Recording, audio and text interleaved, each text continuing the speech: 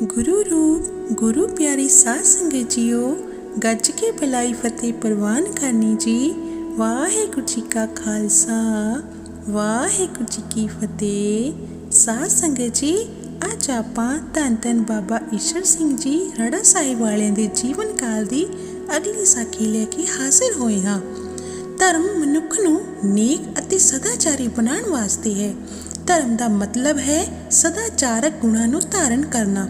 सदाचार का मतलब है जेड़ा मनुख नूं चंगा वर्तारा करना सिखावे।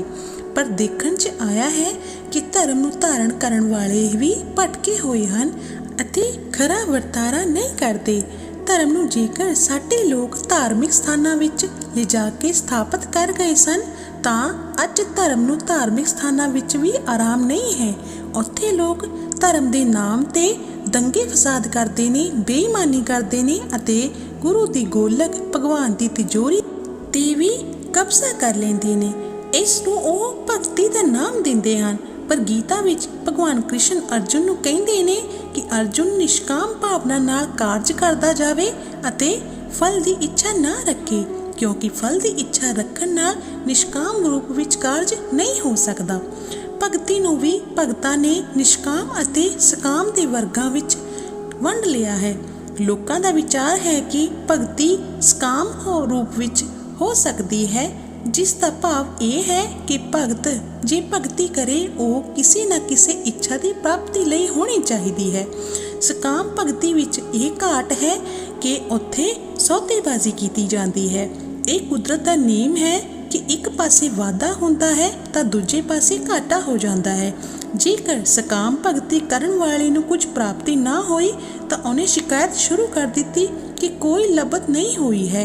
लभत तो बगैर भगती कादी?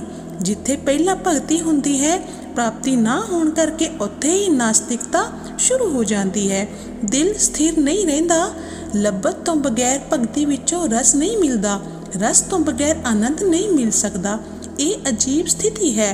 एक होर स्थिति ये है कि जिस प्राप्ति लई भगती की जाती है उस फल की प्राप्ति मगरों भगती भावना खत्म हो जाती है।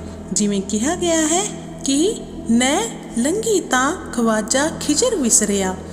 पर निष्काम भगती विच अजिही स्थिति नहीं है। निष्काम भाव नाल भगती करन वाला सेवक कोई इच्छा नहीं रखता। वो कोई फल प्राप्त ना होने करके कोई गिले शिकवे नहीं करता अते ना ही निराश होकर नास्तिक बनता है। वो तां जीवन विच रस भरन लई, आनंद नूं प्राप्त करन लई अते परमेश्वर दी मेहर वास्ते भगती करता है। इस लई संत बाबा ईशर सिंह जी का बचन है कि परमेश्वर नूं निष्काम भाव नाल भगती करन वाले भगत ही प्यारे हन।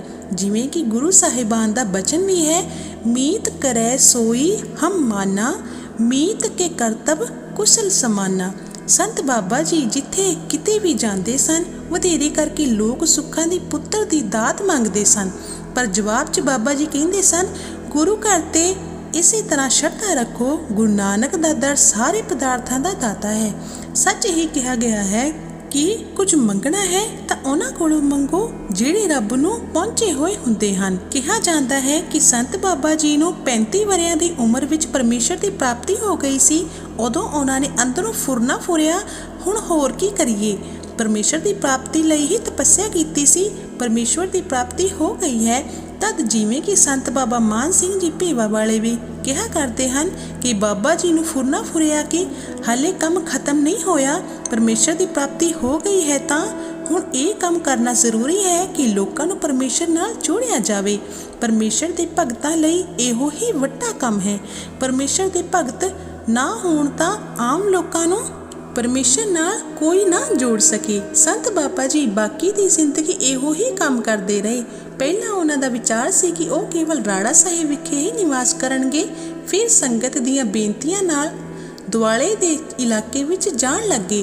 फिर देहरादून, हरिद्वार, मसूरी, मुरादाबाद, कलकत्ता, बिलासपुर अते उत्तर प्रदेश विच तराई दे इलाके विच जाके भी आम लोकां नूं सिੱਖੀ दान बख्शीश करन लग पए। उन्हां वास्ते आलोवाल, संगरूर अते हापड़ दी संगत दा प्रेम सब तो पवित्र वस्तु सी।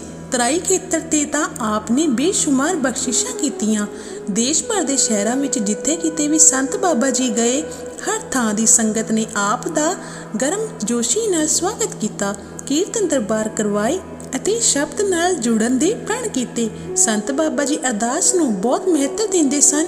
ਜਿੱਥੇ ਕਿਤੇ ਵੀ ਜਾਂਦੇ ਸਨ, ਲੋਕ ਮੰਗਾਂ ਮੰਗਦੇ ਸਨ ਤਾਂ ਆਪ ਜੀ ਉਹਨਾਂ ਨੂੰ ਅਰਦਾਸ ਕਰਨ ਲਈ ਕਹਿੰਦੇ ਸਨ। ਆਪ ਜੀ ਵੀ ਉਹਨਾਂ ਲਈ ਅਰਦਾਸ ਕਰਦੇ ਸਨ। ਅਖੰਡ ਪਾਠ, ਸਧਾਰਨ ਪਾਠ ਕਰਨ ਲਈ ਬਚਨ ਕਰਦੇ ਸਨ ਅਤੇ ਵਿਸ਼ਵਾਸ ਦਿਵਾਉਂਦੇ ਸਨ ਕਿ ਸੰਗਤ ਜੀ ਅਰਦਾਸ ਬਿਰਥੀ ਨਹੀਂ ਜਾ ਸਕਦੀ। ਸੰਤ ਬਾਬਾ ਨੰਦ ਸਿੰਘ ਜੀ ਦੇ ਕਥਨ ਅਨੁਸਾਰ ਬਾਬਾ ਈਸ਼ਰ ਸਿੰਘ ਜੀ ਦੇ ਦੇਵੀ ਰੂਪ ਵਿੱਚ ਰਾੜਾ ਸਾਹਿਬ ਵਿਖੇ ਜਿਹੜਾ ਚੰਬੇ ਦਾ ਬੂਟਾ ਲੱਗਿਆ ਸੀ, ਉਸ ਦੀ ਮਹਿਕ ਕੇਵਲ ਭਾਰਤ ਦੇਸ਼ ਤੱਕ ਹੀ ਸੀਮਿਤ ਨਹੀਂ ਸੀ।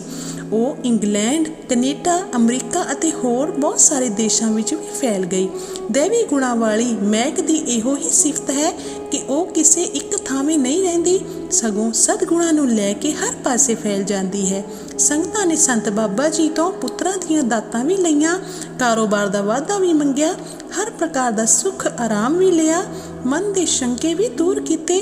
ਪਰ ਸੰਤ ਬਾਬਾ ਜੀ ਨੇ ਸੰਗਤ ਨੂੰ ਸਦਾ ਹੀ ਇਹੋ ਬਚਨ ਕੀਤਾ ਕਿ ਪਰਮੇਸ਼ਰ ਨਾਲ ਜੁੜਨ ਵਾਸਤੇ ਨਿਸ਼ਕਾਮ ਭਾਵ ਨਾਲ ਭਗਤੀ ਕਰੋ, ਉਸ ਦਾ ਜਸ ਗਾਵੋ ਅਤੇ ਕੋਈ ਮੰਗ ਨਾ ਮੰਗੋ, ਦਾਤਾ ਆਪੇ ਹੀ ਸਭ ਕੁਝ ਦੇਵੇਗਾ।